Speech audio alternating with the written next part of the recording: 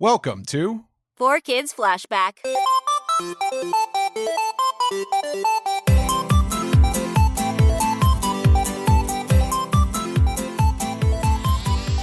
Hello, ladies and gentlemen? No, that's too formal. Hello, fanboys and fangirls? No. Hello, what do I say? Hello, y'all? Podcast Aficionados. Podcast listeners? Hello, ears. Hello. I'm bad at this. Target demographic. Hello, Steve. Hello, target demographic. Hello, Tara. Hey. Hi, I'm Tara Sands, and I'm joined by Steve Yurko. And welcome to the 4Kids Flashback podcast. That was maybe my worst introduction. You put a "the," and I'm going to keep it. You put a "the" in front of 4Kids Flashback. I did. I noticed that, and I was going to stop, and I just... Making it proper. Oh, I mean, I don't know. We're the only one right now. Now we got to redo the whole thing. Yeah. If we do now we're going to change the name to the 4Kids Flashback. Nah. It's not. I like 4Kids Flashback. Cleaner. Yeah, and speaking of which, if you want to go to our website, it is 4kidsflashback.com. Not the 4kidsflashback.com, but the number 4. That's right. www. Yeah. HTTP semicolon TP / www. There's some places that still make us read that www, and I don't. I'm like, you guys know we don't have to do that, right? It's like saying tonight at 8 o'clock, 7 o'clock Central. That used to be such a big thing on TV. That's just completely gone now. I don't know. I remember maybe 20-something years ago, TV really strictly stuck to time zones, and he totally did. And the West Coast is doesn't care anymore. It's just like whenever this is on the East Coast, that's when it's on here. Which is a great. Oh, that's right. Not that I watch actual cable television, but works for me. I'm so over time zones right now. I don't know when this is going to air. You've been doing a lot of traveling, yeah. Oh my God, I've been on the East Coast 2 weekends in a row, and then I tried to adjust back. So if I'm tired, forgive me. But you know what's exciting is that our guest today is Crystal Marcus-Kanesaka. So we're going to be hearing from her soon. I had a little message, though, that I wanted to make sure I shared with all the staff and actors from 4Kids, because what's been really cool is suddenly I'm hearing from you guys, and I know some of you are thinking why haven't you interviewed me yet? And here's the deal. We will. We have a list of almost 200 people, and we're trying to kind of strategically arrange this in somewhat chronological order. There is some method to the order we're doing this in. So if you have not heard from us yet, believe me, you will. If you don't think I probably added you on LinkedIn. And so if you have not checked that, please do. If you don't think I have your info, you can email the show at 4kidsflashback@gmail.com if you have a story to share and you worked at 4Kids. But you are all going to be getting an annoying email from me at some point. This sounds like a threat. I was about to say, wow, this is really coming off taken phone call.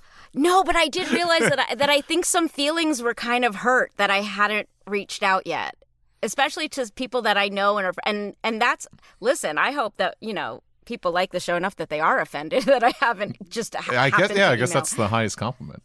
Yeah, but no, we will be annoying you soon. You are... if you think you're on our list, you probably are, but no harm in reaching out. And if you have, if you want to please check your LinkedIn. That's been I never thought I would use LinkedIn so much. Same. I don't know. Right? It's weird. It's because of this podcast. I'm like, oh, I guess I could update my LinkedIn a little bit. I guess we should all start doing that. And actually, it was because of LinkedIn that I got back in touch with Crystal Marcus-Kanesaka, who started. Well, we'll get into her story, but she had one of the funniest jobs at 4Kids that I don't want to give away, but we'll talk about in the outro. Steve, do you know what I'm referring to? No. Oh, he doesn't remember. Okay. I'll remind him later. I better listen. It's She was a PA when she started, so like she did some of the silly stuff. And as she was promoted, she got more interesting jobs there. But one is just particularly funny. So I think you'll know it when you hear it. Listeners. Speaking of hearing it. Here is Crystal.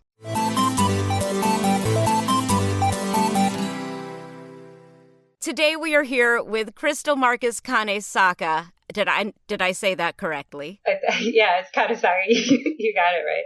Yeah, I think back in the day, you probably remember me from when I was only Crystal Marcus. That I could pronounce, yes. Yeah. I think I got married. I got married while I was still working for 4Kids. I got married, and I don't know if you remember one of the video editors. His name was Jordan. Okay. I don't know. He was so mad, when my name got so long because he had to resize all the credits because my name went from being Crystal Marcus to Crystal Marcus-Kanesaka, and he was like, oh, you ruined the show. Can't fit the credits in anymore. I ruined the whole show with your long name, hyphenated name. Well, actually, so we're here with Crystal. Can you tell us what your job titles and responsibilities were at 4Kids? All right. So I think during my time spent there, I think I went from a production assistant. It was my first job straight out of school. So I went from a production assistant to a production coordinator to an associate producer. Okay. So it was pretty good. I experienced some career growth in my little bit of time there. You were there for about 5 years? Right? From about early 2000s? Almost maybe 6 or 7 years. I was there for a while. Okay. Pretty much shortly after we opened the production office. So there was 4Kids Entertainment, which was our parent company that owned the Mario Brothers and Donkey Kong and all that stuff from back in the day, even the 80s when I was a kid growing up. And then for licensing, right? I think so. So no one thinks that they produced those shows, yeah. Right. No. Yeah. I think in the United States territory, they were the ones that owned the licensing for that was the deal. So they made the stuff that you bought in the stores. Yeah. Right. And kind of sold the property in the U.S. I think is what basically had the rights to the distribution of all of the associated properties in the U.S., but not necessarily global or anything like that. Yeah, it was a Japanese import. So basically what happened is, so 4Kids Entertainment as an entity was wildly successful with all these sort of kind of bringing these Japanese properties to the U.S. And then Pokémon was so wildly successful in its first year, we were then able to open a subsidiary of 4Kids Entertainment, which was called 4Kids Productions. And that was a production studio located, 4Kids Entertainment was uptown by Central Park. And 4Kids Productions was downtown. So I think when I first started, the first week I was there, we were still at, location-wise, we were still at 4Kids Entertainment. So I was actually working at that uptown office for 2 weeks. And it was crazy because we were hiring the production staff, but we had nowhere to put them. So we were all shoved in cubicles, and all of the production people that were onboarding were helping their bosses pack up their desks because we were all moving downtown was the thing. Wow. So about when 4Kids Productions opened up downtown, that was kind of I think 2 weeks before we opened up was when I joined, and then so I was one of the first members on staff there, along with 25. Yeah, I mean, along with 25 other new hires at that time. So did you have input as a production assistant? Did you have input on the build of the studios, or were you interviewing potential team members? Oh yeah, so that's pretty cool actually. Is when we first moved there, we were sharing the space with a couple other production companies. We eventually expanded to take over the whole floor. Right. Which is maybe, I don't know if you remember, it was a long time ago. I know you were there the whole time, but there was a lot of moving parts and pieces. So at first we were only inhabiting the far right corner when you walk in. It was that section of cubicles, and then we just started taking over the whole. Bigger and bigger. Right. And then eventually when we added the Teenage Mutant Ninja Turtles, remember when we added that property? Oh, huge. So that was the last remaining part of the office that we weren't inhabiting. And I think we actually broke through a wall into a building next door to build out that part that the Teenage Mutant Ninja Turtles inhabited. So that whole separate, I think that was like almost like a different building that like we bridged. So as a production assistant at that time when we moved downtown, at first we were only like inhabiting a small part, but yeah, I definitely did like I remember putting you like the egg crates, the sound design studio egg crates for the sound padding, which, you know, like, so I remember like literally putting those up in the sound design studios. And I remember like the sound guys testing mics. And I remember them asking me to do these voice recordings, and I have a horrible voice that like, no, you don't, you know, but you were the guinea pig. Yeah. I definitely helped out with that stuff. In real life, my voice is like borderline sexy, but like on mic, my voice is sort of like Daffy Duck. it's like I don't agree, but that's very funny. Somehow that like that slight lisp that's like sexy in real life on mic is like actually like sort of sounds like really like I'm spitting all over someone. Stop it. Did you ever get thrown in the booth since you were around? Did anyone ever for an actual record while you were there? So I don't know if you remember the producer Lloyd Gold. Sure. Yeah. So I did some like some crowd like when we needed like for Funky Cops a lot of times. I don't know if you remember that property.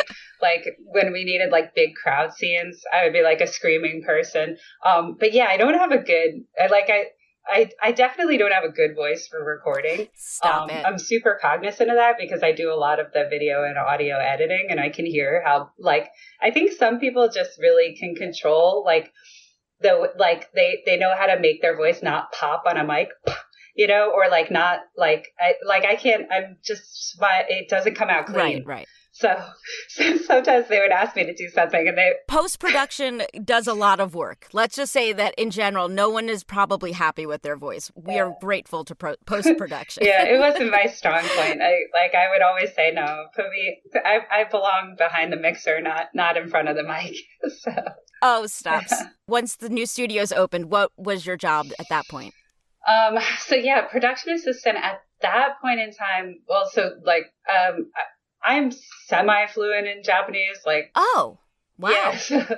I wouldn't be translating legal documents or anything like that. And we had a translator there that is so smart. And so he did the real translation, but I wound up working with the scripts a lot and things like that, and using that skill set to kind of watch the original Japanese, summarize for, you know, whatever my producer was like.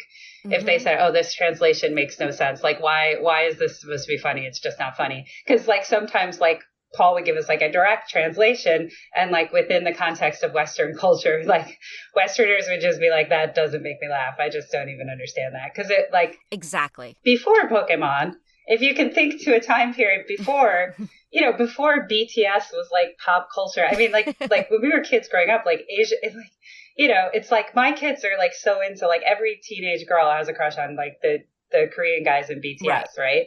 But like when I was a kid growing up, like Asian, like Japan, Korea, it was like very foreign to us. Right. Like it was very different. We didn't have access to it. And right. It was just like, I remember being a teenager and like the first time my friends all went out to get sushi, it was like new and it was like novel. It was like, ooh, exotic. Like now there's like a sushi shop on every corner, but like, you know, so before Pokemon, if you can imagine a world without Pokemon, like, yeah, it was a really foreign culture to us. So we would be like watching it and like reading the scripts and just be like, what? Like, I don't even get, like culturally, I don't even get the motivation of the characters. Like, someone would get really angry or be really embarrassed, and we would just like not like it like was so foreign to us that like it was hard to. So yeah, Paul helped a lot with like that cultural stuff, and then I knew some of that too. It was like, oh yeah, it's funny because he's embarrassed, and Westerners would be like, that's not embarrassing. To Japanese people, that's embarrassing. Right. And then the writers had to figure out some other kind of joke that worked with the animation. So I'm sure they relied on you to like kind of help with some of that stuff. That's so interesting. I had no idea you spoke Japanese. Yeah. So was that helpful in getting the job at 4Kids? So I had started to mention Lloyd before. Lloyd Goldfein was like the producer that really hired me on. And so actually, you know, unbeknownst to me, because I was just like kind of a dumb kid straight out of school. So, you know, like I don't know, when you're a dumb kid straight out of school, you think everything's going to be perfect forever. And like, you just like, you get lucky all the time and you just think that's the way your life is. Like, but yeah, but actually like in retrospect, now that I look back, like I had actually worked for Lloyd before at an internship when I was in college. And I think, although he never said so explicitly or expressively, I think he must have gotten me the job because he was like the first producer I worked for. Okay. And I was like, oh, hey, like, funny seeing you here again. And it's like, yeah, kid, like I'm the only reason why you're here. But like, I just didn't know. I was like a dumb kid. I didn't know. But yeah, so Lloyd, what was the question? Shoot, I was like, I got lost in my thoughts about Lloyd. If your Japanese skills helped you land the job. Yeah, I think Lloyd helped me land the job, but yeah, so that's how that worked. Was there another part of the question though? I don't know. It's okay. We digress all the time, and you know, a lot of what this is we don't remember so much stuff. So a lot of the time, I'm just saying, do you remember if on this show? But speaking of, do you remember being involved in any of the decision making about what to cut and what kind of censorship was going on with the shows? Well, so there was, in terms of the script writing and stuff, there was basically a lot of effort around two fronts. One of them was making it accessible to an American audience, because like I said, at that time, culturally, Americans just really didn't understand some of this stuff. I think it would be different now, but at the time, like we had to change the jokes. We had to change the stuff. So there was that. And then the second biggest effort around changing it is just we have different standards and practices for American broadcast, like things that we legally cannot say or do on American television. And so there was a significant amount of discussion back and forth with the networks about like what we can do according to broadcast standards and practices. So, for example, like at the time, I don't know if it's different in Japan now, but like their cartoons, some of them were made for a more adult audience, and like they're allowed to have a lot more like illicit photos, and like, you know, One Piece, like one of the characters for One Piece always had a cigarette hanging out of his mouth. We can't put that in a kid's cartoon. We changed it into a lollipop in every single picture. He always had the lollipop in his mouth. Steve was one of the kids at home watching One Piece, which is why we're working on this together, is because I love hearing from the kids who were watching this and what they thought of all of it. So Steve, you obviously remember the lollipop. Oh yeah. Also, I was 15 when it aired. Okay. You weren't quite a kid. Yeah. You weren't quite a baby. You were 15. No, but I was quite a One Piece fan, and Sanji was my favorite character. So, not to be overly dramatic, but it was a traumatic experience for me. He needed the cigarette. It's. Were you? Yeah. So you were in the camp. You were in the camp of people online saying they should stick to the original, man. Yeah, that's my role in this. I have to. You know, like Tara's great because Tara's like, hey, I was working there. Here's all these experiences, stories. And I'm just like, and I was the person online who was pissed off. You know, it's like we're getting both sides. It was like the flavors online that were like mad at us. Yeah. Right. We had of course. Legally, we could not. So I worked on One Piece with the producer, John Kalish. So I loved him so dearly and worshipped the ground he walked on. And he looked at me like he had accidentally stepped in dog poo. That was like every day of my life. He was like... Well, wait. So here's my question. Was there a point at which you were watching One Piece and producing this show and you said, why did we acquire this thing? This is so much work to rotoscope. Rotoscoping is the process of changing the animation. Was it so frustrating? It was so much. Like I specifically remember that cigarette because he was like the main character. It was everywhere. It was just, and I was one of the people that was like specific for keeping track of things we needed to change. So like one of the primary things that I did was like what we used to call time coding, which I'm sure Tara remembers, is like we would literally, for every line of dialogue that needed to be read, we would like log the in point and log the out point. And for every single reaction, we would log it, so that when Tara came into the booth, we would have less wasted time in studio, and it would be really efficient because we would go straight to the time codes and we would say, Tara, say ooh, and she would go ooh, and then we would go to the next time code and it would be like, Tara, now act surprised and say I'm falling down, and she would go, I'm falling down. So it was like we didn't have to look or search around, so it was like saving studio time. Sorry, my dog's barking in the background. But anyway, so that was one of the things I needed to track. And one of the other annoying things I needed to track is any time that any illicit anything showed up on screen, because we would need to have the graphic designers like rotoscope it out. So wow. So yeah, anytime like the One Piece ones must have been like pages and pages. Yeah, exactly. Like, it's funny, like even things that you wouldn't necessarily think about, like actually like broadcast standards and practices. Like, I don't know if you've ever noticed, like in a child's cartoon, you will never actually see, even though there's a lot of cartoons that seem violent, you never actually see a character hit another character. Like, it's always like they're in some sort of violent fight and then boom, kablooey, and like something happens and they all fall down. But you don't actually see ever in a cartoon someone hitting someone else.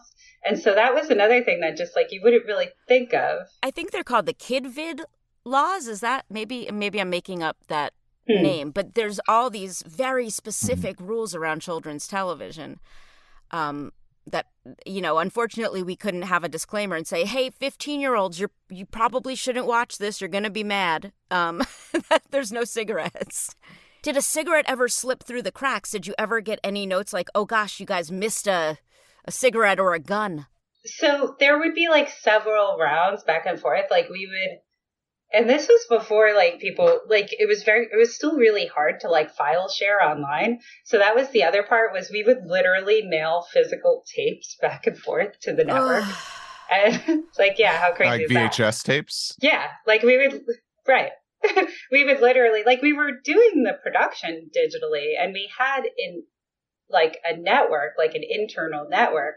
But back then, it was just the beginning of like Dropbox and things like that, where you could actually share large files through the internet easily. It was like kind of still hard to do that. So yeah, so there was like a process. Like we would have like a rough cut, we would mail it, they would like give us notes, we would, you know, so it was like back and forth. So nothing really ever made it to air that was like truly illicit. I don't think. I think the closest thing that we had to that was the Pokémon thing that supposedly gave people seizures and stuff. But even in Japan only, yeah. Even that, I don't think it made it to air on our. No, you know, because we had several layers of protection. Like, so we would send it back and forth to the network to check our stuff, and we would also send it up to Broadway Video to check all the levels and things like that, like legal colors, legal sounds. So it's pretty strict, actually, like network broadcasting standards and practices. So we had several checks, and I think by the time it was done, every last cigarette was gone. Sorry to disappoint. Do you remember, like, how much of these edits were FCC rules and like how much of these were like just a 4Kids thing? Because there's some changes that always like befuddled me, and I don't want to get too specific because it's been so long, but like for One Piece, for instance, most of like if there was something with English text on it, say like a book or a sign, the 4Kids dub would erase it. It would completely get rid of it. And I'm curious if that was an FCC thing or a 4Kids thing, because some of the changes feel like yeah, of course the cigarettes are going to be gone, the guns are going to be edited, no blood, but there was a lot of edits that always baffled me. Like just to provide another example, sometimes characters would react if it was like a funny moment. There'd be like little lines around them, kind of almost like a design kind of thing. It's almost like something you would see more like in a comic book, and like say like just like lines of yellow, maybe like kind of just like around a character if they were like yelling and being eccentric or something in the moment, and the dub would erase those. And I'm just curious, like, who was calling the shots there? Is like if that's an FCC thing or if that was just like a 4Kids thing. I'm curious if you remember any of this. Yeah, I actually have the answer to both those questions. So the most of the words on the books thing was a copyright concern, because we were never really sure if it referenced a book that was a real book in Japan or anywhere around the world. We actually didn't even know if it was like, so on the side of caution, anything that could be misconstrued as being like a real piece or a real work, or like, we just didn't want to deal with the possibility that the book on the chair said, great expectations and just like whatever. And like somebody would decide, next thing you know, we're being sued by somebody for using the name of that book that's their property. Right. So that's why we did that. It was just like, let's just not deal with it. Let's not reference anything that could look like somebody else's property. I think that's why we did that. And that's the way it was explained to me, at least like a million years ago. And answer to number 2, the lines and stuff like that. Again, cultural context. You have to remove yourself from like pre-Pokemon United States, right? Like Japan was so foreign. This was before emojis. This was before TikTok. This was before, like, Americans didn't understand what the F that meant. Like, it was like, why are there lines around his head? It was like until Pokemon and until all these things started getting introduced, like, people would look at that, when we would do like focus groups or like whatever, like the producers would be like, what the heck? What are the lines around his face? Like, it was just like culturally, like, did not make sense to Americans. Wow. Like even, how certain emojis in Japan, like the emoji for sleeping is like a drip of snot coming out of the emoji's nose. Like, that's sleeping? Yeah, that's sleeping. I see. So I wouldn't have even known that was sleeping. Yeah, like, you have to be like a hardcore anime dork to like understand. It's like a whole other language. Like their animation language is a whole other language, right? And like to the average American at that time, it was a language they didn't understand yet. I think now, like, as time rolls on, like now, especially with like every kid in America loving emojis, I don't know, maybe they still don't know that the snot means sleeping. Maybe they just think it means the snot nose. Well, now it's a country of where we embrace our anime dorkiness, where that was not the case then. Yeah, it was it's really cool like now. People thought those lines were like weird and distracting and didn't mean anything.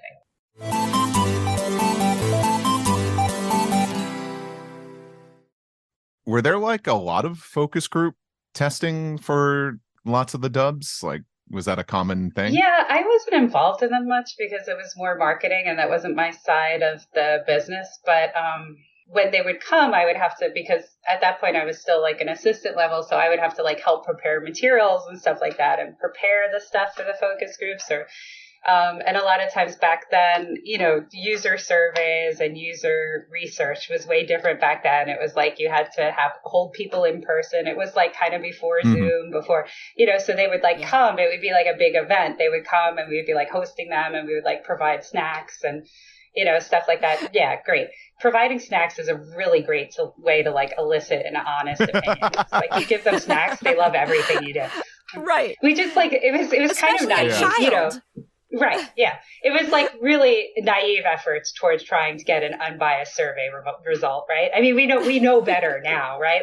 Like the focus groups people use. I mean, first of all, you put a bunch of people in a room together and you ask them their opinion and they go like, I don't know. What does Bob say? It's like, it's really like, it's no way to get an honest opinion about anything, but that was the way things were done back in the day. You would literally put everyone in a room together and be like, what do you think? And then you thought you were getting their honest opinion. You weren't getting their honest opinion. You were getting what they thought Tara thought. Right. Well, right? And were they focus groups of children? They must have been, right? Or was it parents who? Yeah. So I have no idea how they like.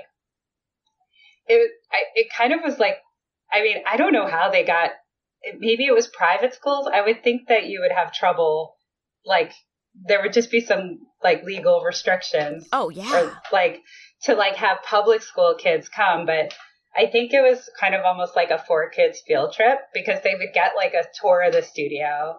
And they would get, again, like snacks and treats. Whoa. They would get to, it was like super cool for them. They would get like a tour of the studio. They would get like snacks and treats. They would get to meet a couple of the actors. And then they would be like asked a couple of questions, like, which name do you like better, Karina or Beth? Wow. I had no idea this was going on. That's actually pretty cool. But kids change their mind. Kids change their mind so quickly that, that kid probably got home and said, oh, but you know what? I really like Beth. Yeah. Why did I say Karina? Like, everything looks clearer through retrospectoscope, right? I mean, like, user experience research was like, really naive as a practice at the time. There were like a couple really cool cutting edge people in Silicon Valley, like, we think we know we're on to something big here. It's like, other than that, it was a really naive practice at that time. So, were you saying that also they would ask the kids, like, I don't know if I misheard you, if they preferred like like more of like a Western sounding name over a Japanese name? Usually not. It was usually just like, they were trying to find names that were considered cool or hip. And, it was usually like the idea was to reproduce it for an American audience. So usually, unless if we were contractually bound by the Japanese to keep the original naming conventions, usually we would, like, some of the properties, they said, no, we're keeping our names. You can't give them American And names. that was an edict from the Japanese team, or yeah. Okay. So they also everyone had a say. Everyone had a say. That's what I was going to ask. Like, what were you up against? Do you remember any specific instances where you needed to change something and the Japanese team was like, no, this is very important? I know Jim Malone said that with Shaman King, that was stricter in terms of that than other shows he worked on. Yeah, they didn't let us change like anything. Except, like, they made exceptions for that stuff, like I was saying, like the stuff that you absolutely can't produce on American TV. Like, a lot of characters died in that. And, like, we can't show kids characters Saturday dying. morning. Yeah, Saturday morning, kids dying. Like, it was, so yeah, like, we were allowed to cut that out. But yeah, they didn't let us change a lot. It was hard. Sometimes we had our hands tied. I remember, like, some of the characters for Yu-Gi-Oh! They let us change some of them, and then, like, some kind of, like, arbitrarily for other ones, we're like, no, we're keeping the Japanese name for this. So we were like, okay. It makes no sense in English. Very similar. Yeah, Shaman King and Yu-Gi-Oh! Right, yeah, there was like, it was almost like 50-50. Like, sometimes, I think like both of those shows, the main characters, it's their original name, Japanese and all, and then it was interesting. But we were basically always advocating for like marketing it to an American audience, and the Japanese were usually advocating for the fact that they're awesome and super cool just the way they are, and that they've done really well in all of Asia with the property just the way it is, and that which kind of made sense. I mean, like, whatever, Asia is more than a third of the world's population, right? So they were like, I think we're doing okay, right? Like, right. And today we would probably work that into a teachable moment, right? As opposed to it's just changing it, right? Yeah, we look at like it all just so differently. different, right? But it's like one thing always leads to the next, right? Like, you needed these steps, like to wedge the door open to make it more accessible. I think a lot about Night Shyamalan films because, like, I love Night Shyamalan, right? But I always think about him, like, in contrast to, say, like, Spike Lee. Nobody ever watched a Spike Lee joint who wasn't already sort of part of the crowd, right? Like, nobody who actually really needs to see a Spike Lee joint is going to go to watch his film. Right. The people who need to hear that, learn that lesson, hear that story. Well, it's the same thing. It's like, I mean, it's politics, it's anything. You're not turning the channel and learning, maybe hearing the other sides and learning what you need to learn. You've already made your decision. Right. So, but Night Shyamalan, like, if you want to juxtapose that to Night Shyamalan, right? Like, Night Shyamalan makes these, like, super kind of typical, like, vanilla superhero stories. But, like, if you pay close attention, he's, like, very carefully subverting the dominant paradigm constantly. But it's like, you wouldn't even notice it unless if you specifically paid attention to these things. But he always has people of color as the intellectual arch nemesis. Not just, like, the thug bad guy, but, like, the intellectual arch nemesis, the person to be reckoned with intellectually. He always has people of color in a position of power, women in a position of power, older ugly women in a position of power. Right. It's all so intentional. Yeah. Yeah. Yeah. But then he goes and he puts, what's his face? Bruce Willis as the main character. So every average American wants to see Bruce Willis kick butt, right? Right. He's sneaking it in. He sneaks it in. Yeah, I mean, and that was some of the catalyst for this podcast. I go to these conventions and people have questions about 4Kids or, anime is so big right now. And but what I say to them is no matter what you think about 4Kids, good or bad, it was probably your gateway to anime. Right. That's the thing. That's the commonality. It had its own place and time. And, there was a lot about it that wasn't perfect, but it had its own place and time. But everyone was working really hard to get it on the air. And I think once you've worked in this industry, just getting anything made or produced or on the air is an accomplishment in itself. So I don't want to keep you for too long. I know you worked on a bunch of shows there. Can you talk a little bit about, I think maybe Do Re Mi was one of them, and that had more educational content, I believe. Yeah, so I worked on a lot of them. I'm trying to think about one that I didn't work on. I pretty much worked on like most of our properties. I didn't work on Cubics. I didn't work on Cubics much. But okay, the basic list says I worked on Pokémon for a while. I worked on Yu-Gi-Oh for a good long while. I did work on Shaman King with Jim, and I also worked with Jim on Magical Do Re Mi as well. What else? I worked on One Piece. I was the associate producer for that, I think. You could check the credits. It's been a long time. And the credits are so imperfect for so much of this stuff, unfortunately. Like, IMDb really doesn't have a complete credit list. And even the 4Kids credits, when they ran, like, sometimes the actors' names were just listed. It wasn't even a role. So I can't even find out who played what. Darn. So it's not today. Yeah. Oh, was that actually your fault? No, I was going to say, I started out the conversation talking about how Jordan was mad at me when I messed up his credits. I said, we should get Jordan on the horn and yell at him. I'm sure he actually worked for me recently. So I've been in tech since like 2007. I went from 4Kids to a company called, at the time, About.com. Okay. So we had a small hunch that maybe video production was about to move online. Maybe back in 2007, and at that time we imagined that we were in compete with YouTube. Well, I guess you know who won that competition. That's what we thought we were doing. So your time at 4Kids, that was what I was going to get into next. Your time at 4Kids led you to what you're doing today. Can you talk a little bit about that, about your journey from there to where you are working now? Yeah, so it wasn't quite a linear journey. So I wound up jumping over to tech in 2007 with About.com, where we were basically producing, I was a video project manager, and we were producing videos for online e-learning. Basically, About.com was where you learned to do something about something to do something. It was as generic, basically, it was the beginning of I want to search something up and find a video about it. It's now called Dotdash, and it was recently acquired by Meredith. So it's gone through several changes since then.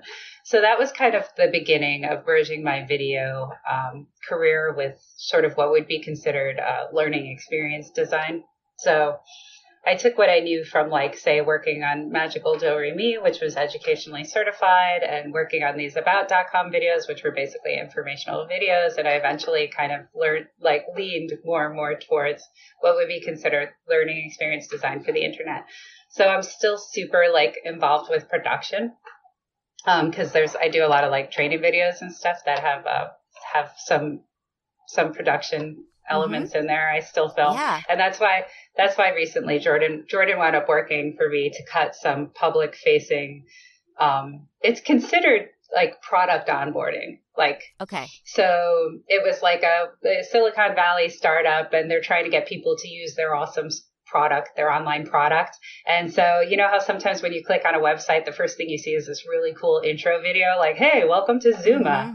We're going to teach you how to Oh, yeah, I do voiceover for these all the time. Yeah, you're probably right. Yeah. Welcome to Zuma. We're going to teach you how to send 10,000 emails with the click of one button. So Jordan helped me, it wasn't exactly something like that, but, he helped me produce some of these, public facing like marketing videos for online products. The most important question before I forget, Steve has these DVDs of Yu-Gi-Oh! And Shaman King that are unedited, and we're trying to figure out who worked on those.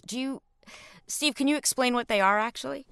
Yeah, these probably would have been in production in 2004. I think they were released in like 2005. It was an attempt at doing uncut releases of Yu-Gi-Oh! And Shaman King, and not just releasing the Japanese subtitled version, but they went back and did a completely different uncut dub for them. And I know next to nothing about them. And it was very short-lived.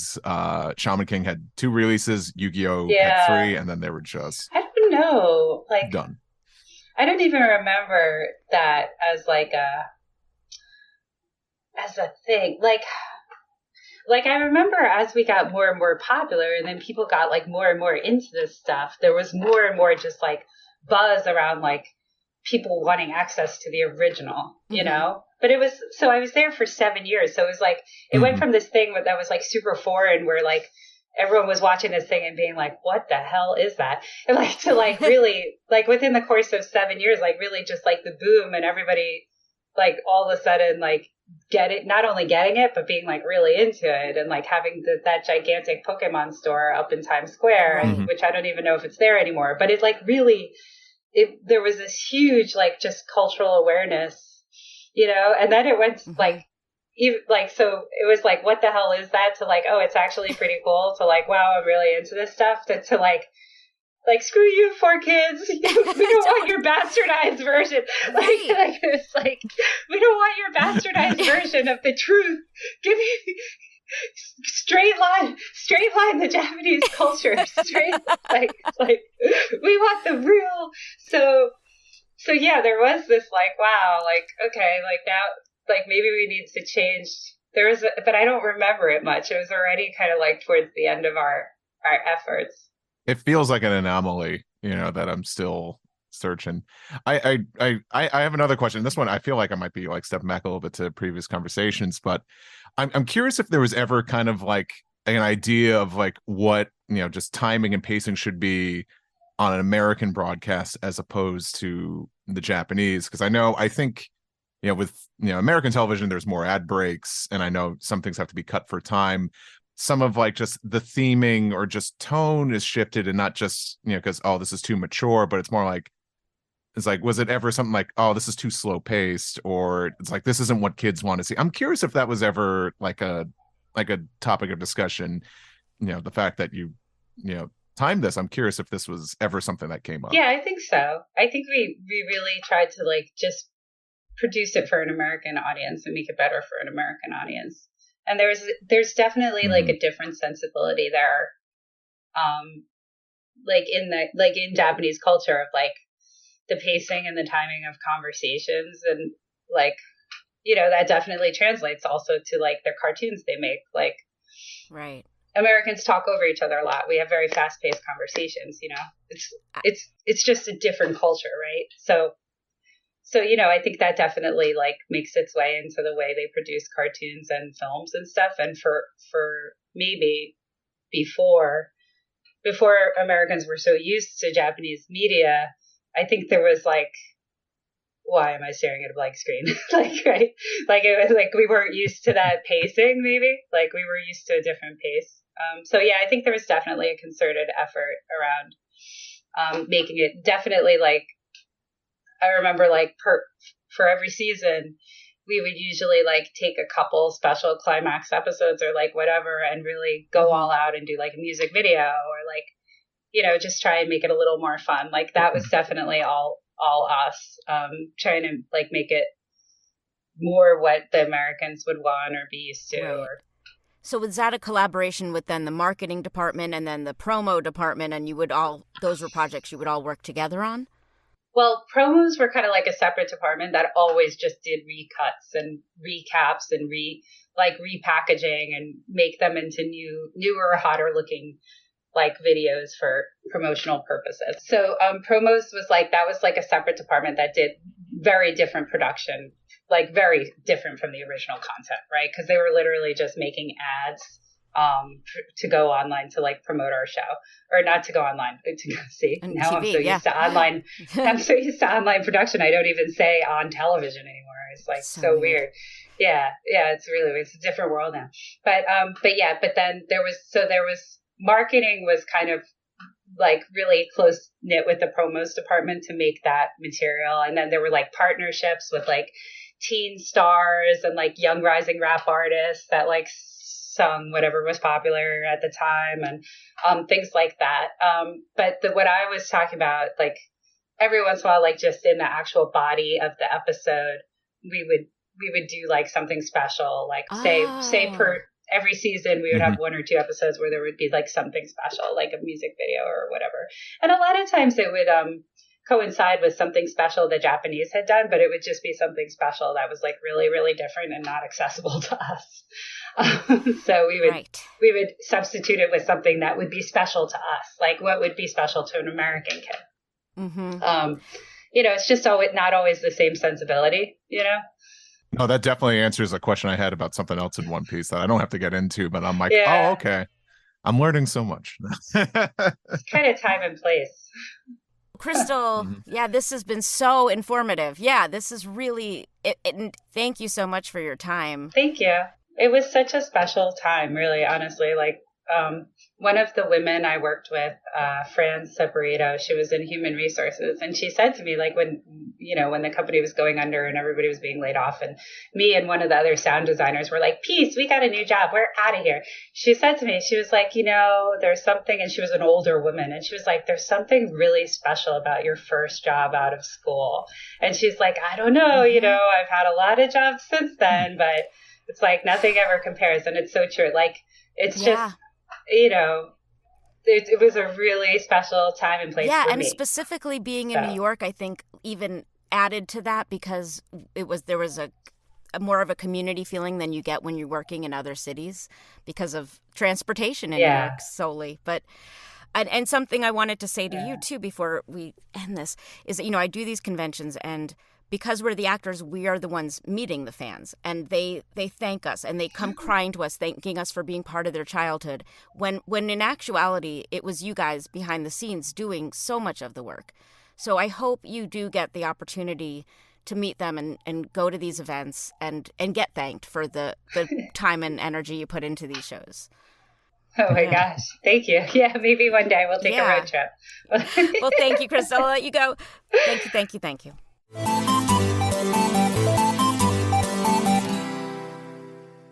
That was Crystal. She is a delight. Absolutely.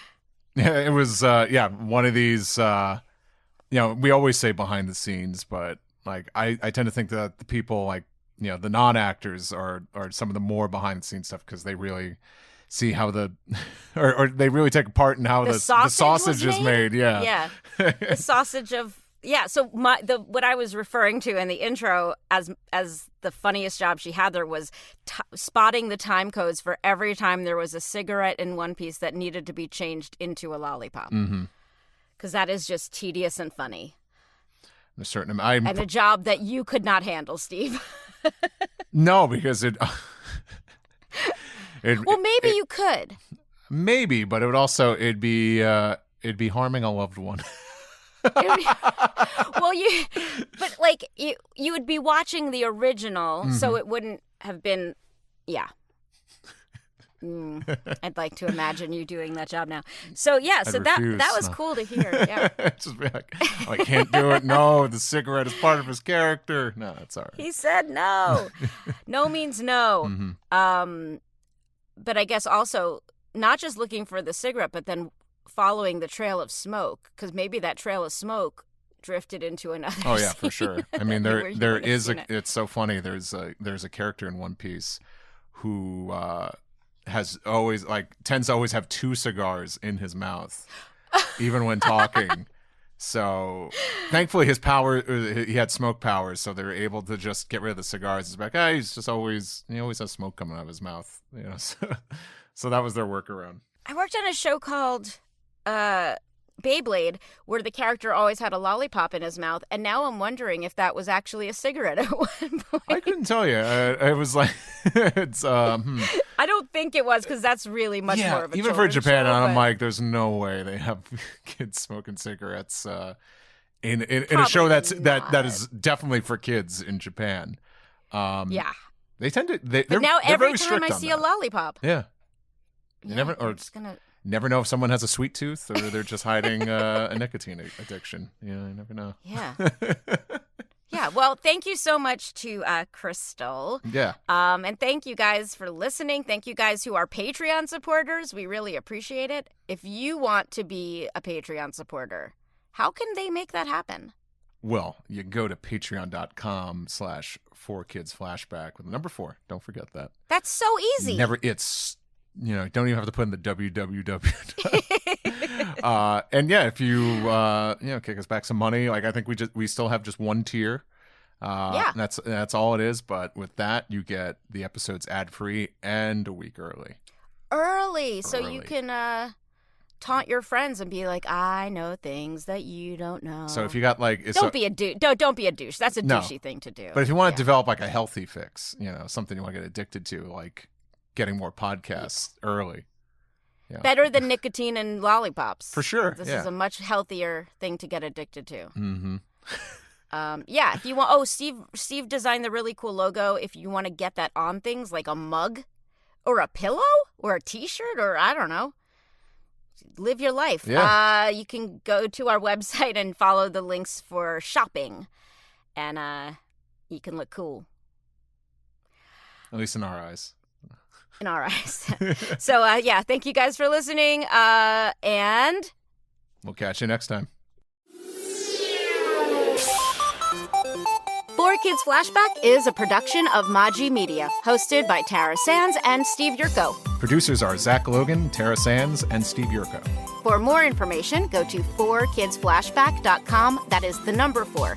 And if you worked at 4Kids and have a story you want to share, please email us at 4kidsflashback@gmail.com. You can find us on social media at 4Kids Flashback, and to listen early and ad-free, head to patreon.com/4kidsflashback. For podcast merchandise, find links on our website and Linktree. As they say on every podcast, if you liked this show, please subscribe, rate, and review, and tell your friends, or 4. If you want to check out other Maji Media podcasts, go to Maji, MAJI.media. Thanks for listening.